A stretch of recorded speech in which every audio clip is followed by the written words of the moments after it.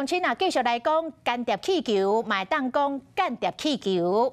最近这个中国的间谍气球飘到美国的国土，和美国甲弹落来，引发着国际社会讨论。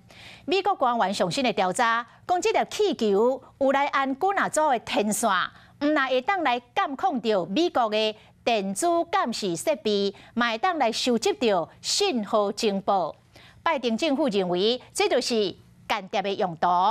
咱的气象局的局长戴明典嘛，伫个面册来抛出着一张2年前所翕到的相片，就伫咱的总统府的天空，慢慢出现一粒来源不明的气球。这个相片，搁互美国《纽约时报》摕去看报纸，嘛，互大家真讨论。相片倒边下骹是司法院大楼，正面下骹是总统府。不过气象局局长戴明典抛出这张《纽约时报》嘛引用的相片，讲2021年9月27所翕的相片，天顶的中央其实有白白一点，这就是一个来源不明的气球。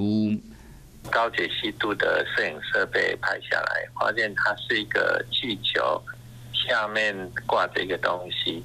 那这件事情其实当时国安单位也有兴趣，日本在前一年曾经有拍摄到，但是没有人知道它是什么来源。国安局也未调查出结果，美国国务院官员调查中国间谍气球有新的发现。And senior officials say those parts could be used as evidence in a future possible criminal case against groups linked to the Chinese military. The Biden administration has determined the balloon was capable of monitoring U.S. communications, but 因为间谍气球有真日组的天线，唔乃使监控美国的电子监视设备，嘛使收集情报。